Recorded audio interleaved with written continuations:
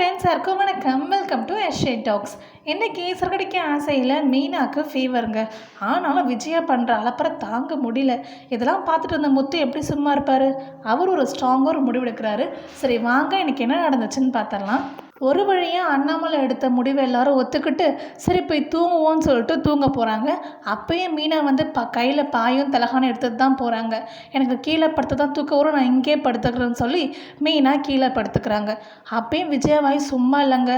என்ன பண்ணுறது, தராதரம் தெரியாத கூடலாம் படுக்க வேண்டியதாக இருக்குது, நீ படுமா ரோகிணி அப்படின்ற மாதிரி சொல்கிறாங்க.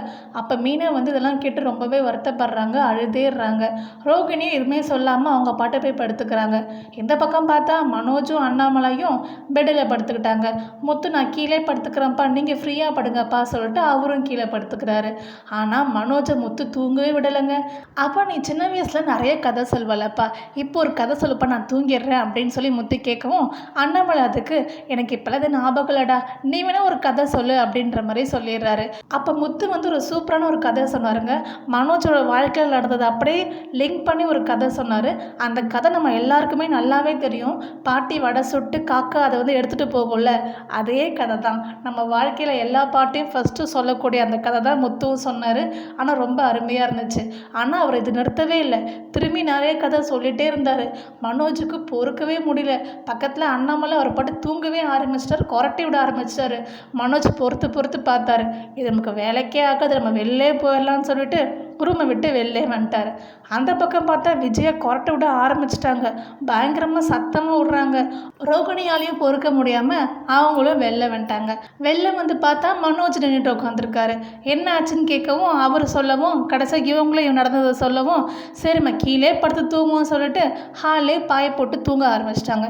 இதை முன்னாடியே ஒழுங்காக செஞ்சுருக்கலாம்ல, இவ்வளோ டிஸ்கஷன் தேவையான்னு தான் எனக்கு தோணுச்சு. அடுத்த நாள் காலம்பரம் என்ன ஆச்சுன்னா மீனா கொஞ்சம் லேட்டாக தூங்கி எழுந்திரிச்சிட்டாங்க. ஃபீவராக இருக்குல்ல அவங்களுக்கு. இதை பார்த்த விஜயாவுக்கு வந்து பொறுக்கவே முடியல. அந்த கேள்வி கேட்குறாங்க மீனாவை.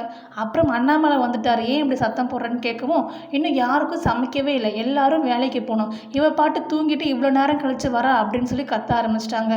அதுக்கு அண்ணாமலை வந்து அவளுக்கு உடம்பு முடியல அப்படின்னு சொல்லி சப்போர்ட் பண்ணி பேசுகிறாரு. அப்புறம் முத்தும் வந்துடுறாரு, அவரும் வந்து சப்போர்ட் பண்ணி பேச ஆரம்பிக்கிறாரு. ஆனால் விஜயாவாய் நிற்கவே இல்லை. இதில் மனோஜும் ரோகிணி வரை வந்துடுறாங்க. நாங்களாம் வேலைக்கு போக வேண்டாமா, இன்னும் டிஃபன் செய்யலையா அப்படின்ற மாதிரியே கேட்குறாங்க. அதுக்கப்புறம் ரவியும் ஸ்ருதியும் வராங்க, அவங்களும் அப்படியே கேட்குறாங்க. ஆனால் மீனாக்கு ஃபீவர்னு சொல்லவும் ஸ்ருதி ரொம்பவே வந்து கஷ்டப்படுறாங்க. அச்சோ அப்படியே எழுந்திரிச்சு வந்தீங்க, நீங்கள் போய் தூங்குங்க அப்படின்ற மாதிரி சொல்கிறாங்க. ரவியும் சப்போர்ட் பண்ணி தான் பேசுகிறாரு. ஆனால் அந்த விஜயாவுக்கு தான் கொஞ்சம் கூட இறக்கமே இல்லை. அதுக்கப்புறமேட்டுக்கு மனோஜும் ரோகிணி வெளில சாப்பிட்றோன்னு சொல்லி கிளம்பிட்டாங்க. ஸ்ருதியும் ரவியும் வெளில சாப்பிட்றோன்னு சொல்லி கிளம்பிட்டாங்க. அப்புறம் அண்ணாமலை சொல்கிறாரு, நீ தான் இருக்கிறல, நீ செய் விஜயா அப்படின்ற மாதிரி சொல்கிறாரு. அதுக்கும் வந்து விஜயா வந்து ஆமாம் இது ஒன்று தான் நான் செய்யலை, இப்போ அதையும் நான் செஞ்சிட்றேன் அப்படின்ற மாதிரி பேசுகிறாங்க.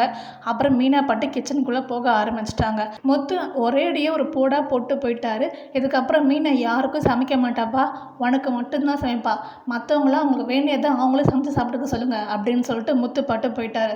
அவர் போய் மீனாவை வந்து வா ஹாஸ்பிட்டலில் போகலாம், எதுவும் செய்யாதான்னு சொல்லிட்டு அவர் ஹாஸ்பிட்டலுக்கு மீனாவை கூட்டிகிட்டு போக கிளம்பிட்டார். நாளைக்கு என்ன நடக்க போதுன்னு வெயிட் பண்ணி பார்ப்போம். உங்களுக்கு வந்து பிடிச்சிருந்துச்சுன்னா வீடியோக்கு லைக் பண்ணி நம்ம சேனல் சப்ஸ்கிரைப் பண்ணி சப்போர்ட் பண்ணுங்கள். தேங்க்யூ அண்ட் தேங்க்ஸ் ஃபார் வாட்சிங்.